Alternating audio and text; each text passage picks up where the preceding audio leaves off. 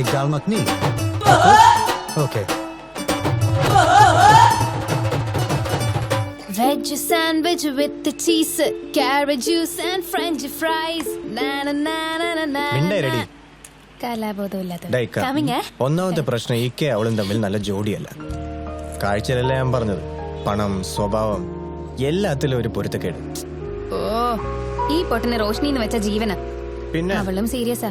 എന്തോന്ന് സീരിയസ്? ഇവന്റെ കഥകളൊക്കെ വായിച്ച ആരാധന മൂത്തുള്ള പരിപാടിയല്ലേ? നീ അത് മാത്രം പറയരുത്. ആരൊക്കെ എന്തൊക്കെ പറഞ്ഞാലും എനിക്ക് അവളെ ഭയങ്കര ഇഷ്ടമാണ്. അവളെ തന്നെ കെട്ടുകയും ചെയ്യും.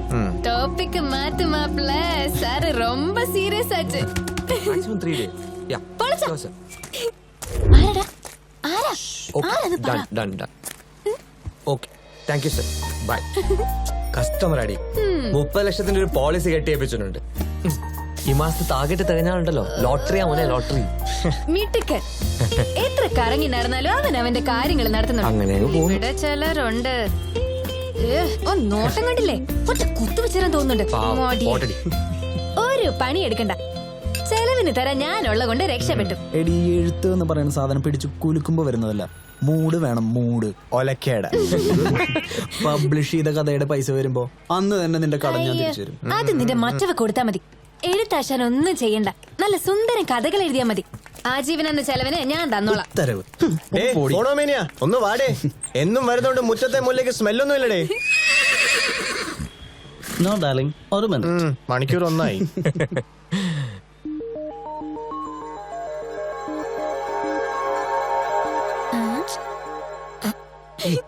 So hello mister Perera. എന്റെ ഈ മുതല കുഞ്ഞുങ്ങൾക്ക് വിഴുങ്ങാൻ ഇന്നെന്താണ് special? Veg sandwich with cheese, carrot juice. ആഹാ മോനെ, നീയാടാ ചേച്ചിയുടെ ശരിക്കുള്ള ആരാധകൻ. Thank U.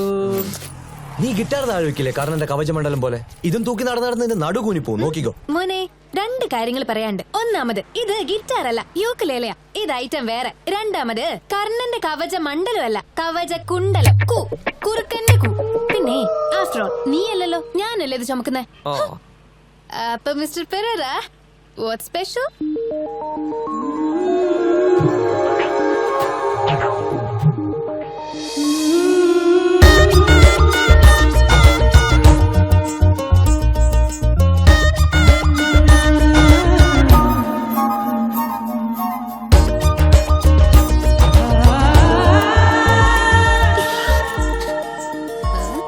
ഹായ് ദീപിക, നീ ഇൻഷുറൻസ് എടുത്തിട്ടുണ്ടോ?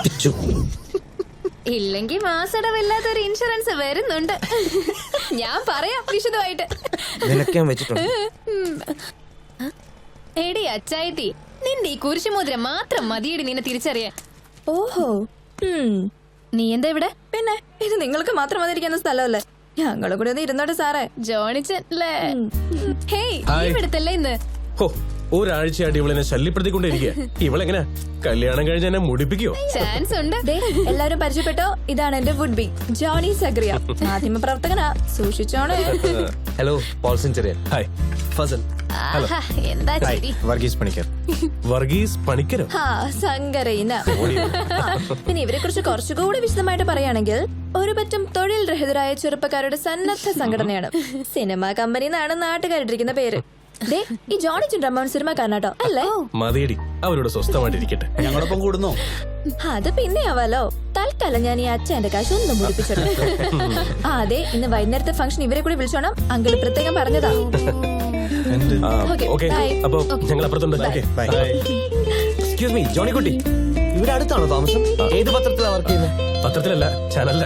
ജോണിക്കുട്ടി, വിട്ടോടാ, ഇത് മറ്റേതാ ഇൻഷുറൻസ്. നമുക്കൊന്ന് വിശദമായിട്ട് കാണാം. ശരി. ഓ, yes.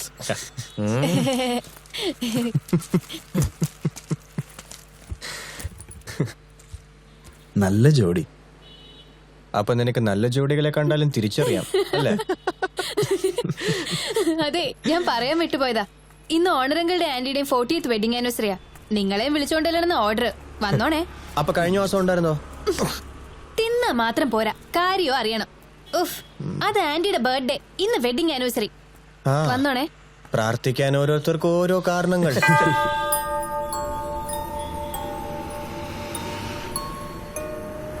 മാതാവേ, അവിടുന്ന് ഈ ദാസന് പതിവ് പോലെ ദർശന സുഖം നൽകണമേ.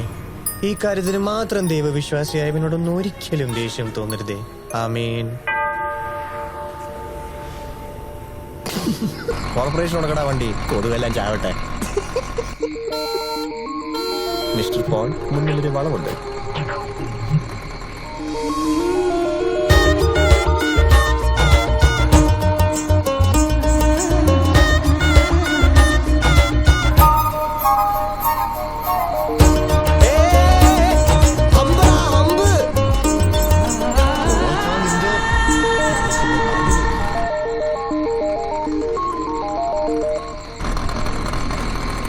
ദർശന സുഖം മതിയേ. Those days I was strong, very strong, because I was a military man. 15 മുട്ടയുടെ വെള്ളയും പുഴുങ്ങിയ 3 ഏത്തപ്പഴവും ഓട്സുമായിരുന്നു എന്റെ ബ്രേക്ക്ഫാസ്റ്റ്. ചിട്ടയായ ഭക്ഷണം, ചിട്ടയായ വ്യായാമം. യുനോ, അന്ന് എനിക്ക് മാത്രമേ ഒരു ബുള്ളറ്റ് ഉണ്ടായിരുന്നുള്ളൂ. ഞാനത് ജർമ്മനിയിൽ നിന്ന് പ്രത്യേകം പറഞ്ഞ് ഇമ്പോർട്ട് ചെയ്തതാണ്. ആ ബുള്ളറ്റിൽ ഞാൻ വലിയ ശബ്ദത്തിൽ ചെത്തിയടിച്ച് എല്ലാ ദിവസവും വൈകിട്ട് ഒരു കറക്കമുണ്ട്. ഈ ആന്റി അന്നവിടെ മിലിറ്ററി നേഴ്സാ. അവിടുത്തെ പെണ്ണുങ്ങൾക്കെല്ലാം ഞാനൊരു ഹരമായിരുന്നു. A strong, handsome and charming boy like Amitabh Bachchan. She was also a beauty queen like Sharmila Tagore. And we fell in love with each other. കല്യാണം കഴിഞ്ഞ് ഞങ്ങൾ ഗോദ്രയിലാണ് സെറ്റിൽ ചെയ്തത്. But that was A wrong decision. മകൻ 4 വയസ്സ് പ്രായം. And she was carrying again. അന്ന് അവിടെ ഒരു കമ്മ്യൂണൽ റയറ്റ് നടന്നു.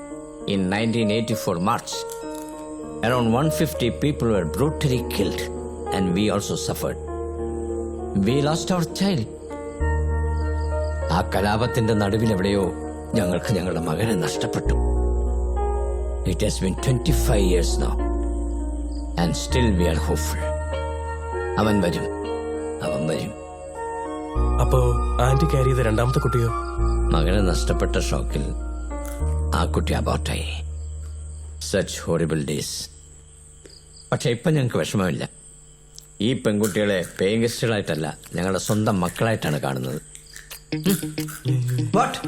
Nothing. Then why are you laughing at me? എന്റെ അങ്കിളെ ഈ കഥ 15ാമത്തെ പ്രാവശ്യം കേൾക്കുന്നത്. ഓരോ തോണ പറയുമ്പോൾ ഓരോ പൊടിപ്പും തൊങ്ങലും കൂടും. ഈ മിലിറ്ററിക്കാരെല്ലാം നുണയന്മാരാ. ഞാൻ എന്ത് നുണയാ പറഞ്ഞത്? ഞാൻ അമിതാഭ് ബച്ചനെ പോലെ അല്ലായിരുന്നോ? Come, I'll show you my pictures, idiot. അയ്യോ, അതൊരു 400 പ്രാവശ്യം കണ്ടിട്ടുണ്ട് അമിതാഭ് ബച്ചൻ തന്നെ. ഇന്ന് പറഞ്ഞപ്പോ ഒരു ബുള്ളറ്റ് പുതുതായി കയറിയാലോ, അതെവിടുന്നാ?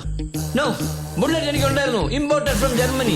പിന്നെ പട്ടാളക്കാരെല്ലാം ജർമ്മനിയിൽ നിന്ന് ബുള്ളറ്റ് ഇമ്പോർട്ട് ചെയ്ത് ഓടിച്ച് കളിക്കല്ലേ. ഒന്ന് പോവന്റെ അങ്കിളെ. പോടാ നിർക്കോലി. തിന്നുന്നല്ല എല്ലിന്റെ ഇടയിലേക്കാ പോകുന്നത്, ബുദ്ധിയിലേക്കല്ല. 10 പൈസക്ക് വിവരമില്ലാത്ത. ഓ, തല്ലുകൂടാതിരിക്കുന്നുണ്ടോ? Behave yourself. നമുക്കൊരു ഗസ്റ്റ് ഉണ്ട്. ജോണിച്ച, ഇത് ഇവിടെ പതിവ്, കാര്യാക്കണ്ട. വാ, ഡിന്നർ റെഡി ആയി, കഴിക്കാം. പടാ. യെസ്.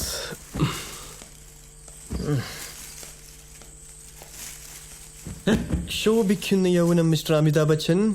വരൂ, നമ്മൾക്ക് ഒരുമിച്ചിരിക്കാം. 15 മുട്ടയുടെ വെള്ള കഴിക്കണ്ടേ? പോടാ കാട്ടുമാക്കാനെ, നിന്റെ താടി ഞാൻ പഠിച്ചെടുക്കും ഒരു ദിവസം. ഇപ്പൊ എനിക്കെല്ലാം മനസ്സിലായി. മിലിറ്ററിയിൽ ചെരപ്പായിരുന്നല്ലേ പണി. 3 അടിയുള്ള ആൾക്കാർക്ക് പിന്നെ വേറെ എന്ത് പണി കിട്ടാൻ?